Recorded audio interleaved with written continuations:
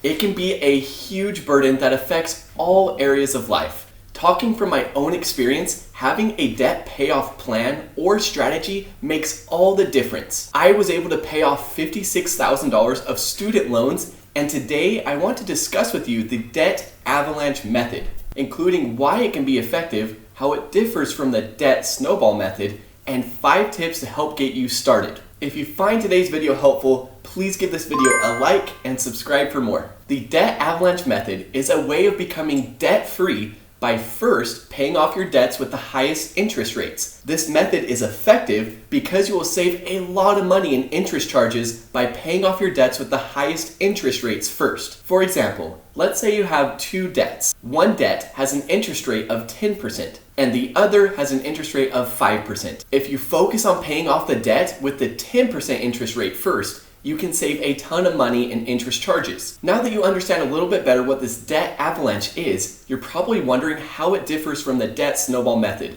The most significant difference between these two methods is how you pay off the debt. With the debt snowball method, you first focus on paying off your smallest debts regardless of the interest rate. This method can be quite effective because it gives you a sense of accomplishment as you see your debt balances shrinking and shrinking. It can also make starting your debt payoff journey much easier and helps with building momentum, like a snowball rolling down a huge mountain. With the debt avalanche method, you first focus on paying off your debts with the highest interest rates. This can be effective as well because you save so much money on those interest charges that you would normally be paying. Mathematically, it does make sense. So if you want to see quick results with a lot of momentum, the debt snowball method may be right for you, especially if all of your loan or debt balances have low interest rates. On the other hand, the debt avalanche method is probably a better option if you're looking to save money in the long run, and it depends though on how your interest rates look on each of your debt accounts. If you have a lot of loans with high interest rates, you may want to focus on the debt avalanche or even do a combination between the two. So let's jump into some of the pros and cons of both the debt snowball method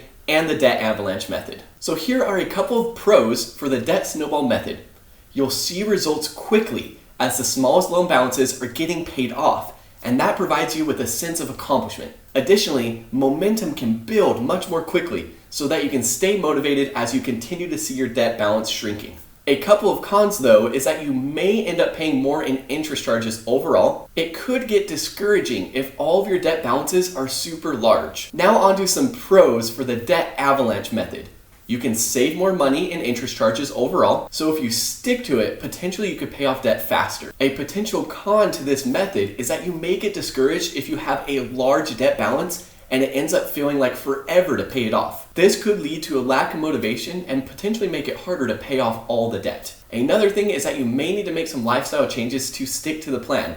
This may also apply to the debt snowball method. Now that we've discussed some of the process and the pros and cons of each option, I want to go over some helpful tips to make the debt avalanche easier. First is to sit down and list out all of your debts from the highest interest rate to the lowest. It's vital to first review all of your debt accounts to make sure nothing's missing and that you can stay on track with your plan. Make sure to list out all debts such as credit cards, student loans, car loans, and any other type of debt you may have. For my wife and I, we got out of all debt except for the mortgage, and it feels amazing. Now, number 2 here is to prioritize your spending.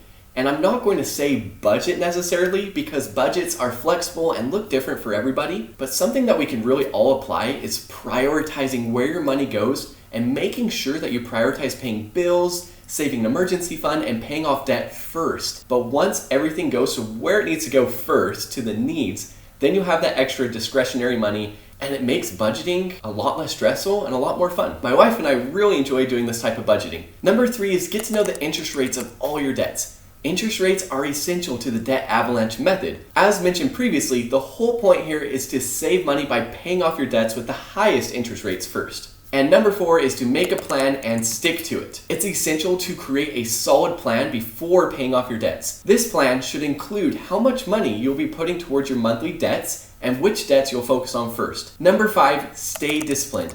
Remember, you've got this. The debt avalanche method requires a lot of discipline, but once you start paying off your debts, you must stay focused and continue making monthly payments. Otherwise, it may be difficult to fall into old bad habits and acquire more debt. Ultimately, deciding to become debt-free is a big step. So whatever method you choose, the most important thing is to stick to it and do your best not to give up. But also don't be too hard on yourself. It's okay if you're not perfect. With perseverance and dedication, you can surely get out of debt. I'll make sure to include in the description below some of the free resources you can use to start gaining dominion over your finances. So my wife and I worked very hard to pay off $56,000 in student loans using the debt snowball method. You can check out this video where I share everything you need to know about the debt snowball method.